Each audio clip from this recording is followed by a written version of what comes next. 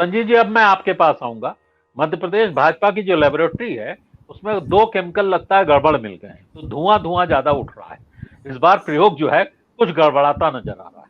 जी। बिल्कुल, ये तो हुआ ही है। हम लोग बार बार इसी पे बात कर रहे हैं, चर्चा यही हम लोग कर रहे हैं कि देखिए, जिस पर्पज से सिंधिया को लिया गया था वो तो पहला तो सॉल्व हो गया था। जो सरकार बनानी थी वो बना ली थी।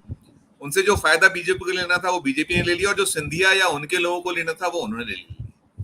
जो भी डील उस पूरे जो हुआ था, जो सरकार का गिरना हुआ था, विधायकों का टूटना हुआ था, वो खेल पूरा खत्म हो चुका है। अगर कुछ मुख्यमंत्री पद जैसी कोई बात होती तो वो वक्त वही था जब ये टूट कर आए थे। अब तो जो सिंधिया बीजेपी के लिए बोझ से हैं, जो भी पूर्व के वक्ताओं ने भी कहा कि उनकी मुट्ठी देखिए खुल चुकी है। कांग्रेस में उनको बहुत कुछ जो मिला करता था या जो मिला, वैसा सम्मान मुझे लगता है वो भी शायद सोच के नहीं आएंगे, लेकिन ये भी नहीं सोच कर आएंगे कि इतना अपमान होगा। उनके खिलाफ जिस भाषावली का प्रयोग हो रहा है, जो जो उनको कहा जा रहा है, वो सिंधिया या जो ग्वालियर या जो महल कहते हैं, जिसको अब वो खत्म हो चुका है वो दौर, लेकिन वहां वो अभी इनकी सोच वही है। वो सामंत जो सोचे सो उभरना मुमकिन होता नहीं है। वो जो चली आ रही है वो चली आ रही है। इन सबके बीच जो जो भाषा का उपयोग हो रहा है, जिस तरीके से उनको जगह मिलती है, स्थान मिलता है कि आप अंतिम पंक्ति में बैठाए जाते हैं, आप नीचे बैठाए जाते हैं, हमने तो कभी नहीं देखा ना इतने सालों में। 50 साल के लगभग की पॉलिटिक्स रही है कांग्रेस में। माधवराव सिंधिया जी 30 साल कांग्रेस में सक्रिय रहे, और 20 साल का समय ज्योतिरादित्य सिंधिया का हो गया। उनकी आसामिक मृत्यु के बाद तत्काल उनको बहुत कम उम्र में सांसद पद मिल गया था। कम उम्र से आशा ये वो अपनी आयु पूरी कर चुके थे चुनाव लड़ने की, लेकिन इतनी तत्काल तौर पर बनाया, और बार बार कांग्रेस ने उनको बहुत मान बहुत सम्मान दिया। बर्तन खटका करते थे। ऐसा नहीं है कि कांग्रेस में उनको लेकर कटाक्ष नहीं हुआ करते थे या उनके खिलाफ आवाजें नहीं उठी थी, लेकिन संयमित और शब्दों की मर्यादा को ध्यान में रखते हुए सब कुछ हुआ करता था। अब सिंधिया के सामने फिलहाल तो कोई विकल्प है नहीं। अगर वो जब वो टूट कर गए थे, यदि उनको डील वहां हो रही थी, तो उस समय भी वो ये कर सकते थे कि मैं अपने अलग दल के साथ आऊंगा, आप मुझे बाहर से समर्थन करिए, तो उनका शायद सम्मान बना रहता। वो जब चाहे तब निकल के जा सकते थे। अब अभी तो उनके समक्ष भी जैसे बीजेपी के सामने ना उगलने ना निकलने वाली स्थिति है, अब सिंधिया के सामने भी विकल्प नहीं है। बहुत 4-5 महीने चुनाव के समय के बचे हैं। इस इतने कम वक्त में कोई अपना दल खड़ा कर ले, और देखिए दल खड़ा करने को लेकर धन की जरूरत होती है, और एक बहुत बड़ा उसके लिए धन की तो शायद सिंधिया के पास में ऐसी कोई कमी नहीं है, लेकिन हमने देखा है, हमने माधवराव जी को भी रिपोर्ट किया और खुद ज्योतिरादित्य को भी किया है, तो हमने कभी इनको पॉकेट में हाथ डालते तो देखा नहीं।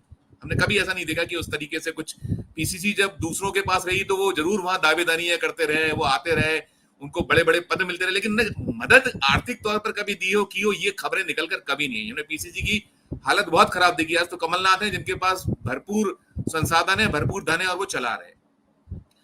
दूसरी बात यह है कि 22 विधायकों के साथ वो आए थे। जैसा मैंने कहा कि उनकी मुट्ठी अब खुल चुकी है। हमेशा ये रहा कि ग्वालियर चंबल संभाग में जब टिकटों का बंटवारा होता था, कांग्रेस में वो होते थे, तो पूरी तवज्जो आला कमान कांग्रेस की ओर से दी जाती थी, मिलती थी। फिर मध्य प्रदेश में न केवल ग्वालियर चंबल बल्कि मालवा अंचल हो गया, महाकौशल हो गया, विंध्य क्षेत्र हो गया, जहां जहां कुछ छुटपुट अपना वो उनका जो मान सम्मान पार्टी रख लिया करती थी। उनके कुछ चुनिंदा जो जगह है मालवा में कि उनको तुलसी सिलावट उनके खाटी समर्थक हैं, सागर जाइए बुंदेलखंड में तो गोविंद राजपूत शुरू जुड़े, तो कुछ टिकटें उनको मिला करती थी। अब वो जो 22 लोगों को लेकर बीजेपी में गए थे, उनको टिकट बीजेपी ने दिया, सारी डील हुई। 22 में से 7 लोग चुनाव हार गए, तो 7 कट तो पत्ता उसी समय कट चुका था। अब बीजेपी के सामने भी करो या मरो की स्थिति है।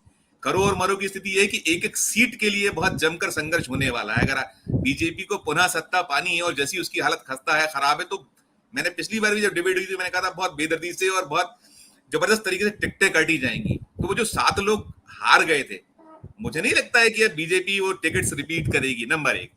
नंबर 2, जो 15 लोग मौजूद हैं अभी, जो विधायक हैं मौजूदा सिंधिया के समर्थक, या कुछ उसमें ऐसे भी हैं जो दिग्विजय के समर्थक या कांग्रेस के दूसरे खेमों में हुआ करते थे, वो भी उस समय मौके का फायदा उठाकर चले गए, तो उनको मंत्री पद से नवाज दिया गया था।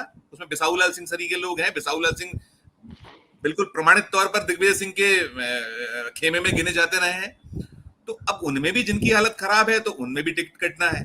अब सिंधिया के सामने बहुत कठिन ये होने वाला है कि आप जो 22 को लाए थे उनको रिपीट ना कर पाए तो आपकी बहुत मुश्किल है। और 22 के अलावा बहुत सारे लोगों ने बड़ी संख्या में जगह जगह से सिंधिया के साथ हजारों हजार कार्यकर्ताओं को ले लेके आए थे, बड़े बड़े लोग आए थे, जो कुछ अब वापसी करने लगे, जैसे दिख रहा है कि बीजेपी में उनकी दाल गलने वाली नहीं है, जिस मंशा से आए थे उनको टिकट मिलने वाले नहीं है। तो अब ये चक्रव्यूह खुद सिंधिया ने अपना खड़ा किया है, जो उसमें फंसे से नजर आते हैं, लेकिन अभी विकल्प नहीं है। और मुझे ये लगता है कि उनको सिवाय खून का घूंट पीकर, अपमान को चुपचाप सहकर, क्योंकि अभी इसके बाद 2024 है, और 2024 में भी गुना और शिवपुरी में नजर नहीं आता है कि वहां जो हालात दिख रहे हैं, जिस तरीके के संघर्ष की स्थिति है, कि बीजेपी वहां भी पिछली बार 29 में 28 सीटें बीजेपी ने जीती थी। हो सकता है या होगा, अगर तय है कि वहां से टिकट मिल जाए, लेकिन उस सीट को निकालना भी सिंधिया के लिए आसान नहीं है। वो जो उनका चुनाव का जो संचालक या जो उनका समर्थक होता था, जिसने बीजेपी से हाथ मिलाकर सिंधिया को हरा दिया था, एक चमत्कार हुआ था 2019 में, तैयार बैठा है वो भी मूर्ख कह रहे हैं। उन्होंने मूर्ख कहा है वो सांसद भाजपा के ने, और भाजपा ने कोई संज्ञान नहीं लिया है, कोई ऐसा नोटिसबाजी नहीं आया निकल के। फिर वो जिसने नामर्द कहा, उसको नोटिसबाजी का कोई सिलसिला दिखाई नहीं दिया है। और सबसे खास ये है अमरीश जी की बीजेपी की तो तासीर रही है यूज एंड थ्रो की। मध्य प्रदेश में अगर हम संगठन के अंदर देखें, देश में देखें, उमा भारती से बड़ा उदाहरण कोई नहीं हो सकता। 2003 में उमा भारती ने प्रचंड बहुमत मध्य प्रदेश में बीजेपी को दिलवाया था, 10 साल का दिग्विजय सिंह का राज खत्म किया था, और आंधी की तरह उड़ाकर रख दिया था कांग्रेस को। 173 सीटें जीतकर उमा भारती की अगुवाई में बीजेपी मध्य प्रदेश में आई थी, 38 सीटों पे कांग्रेस को रोक दिया था। ऐसा कभी इतिहास में कभी नहीं हुआ था, इतनी दुर्गति कभी नहीं हुई थी। दिग्विजय सिंह को 10 साल के संन्यास का ऐलान करना पड़ा था, 10 साल वो संन्यास करे।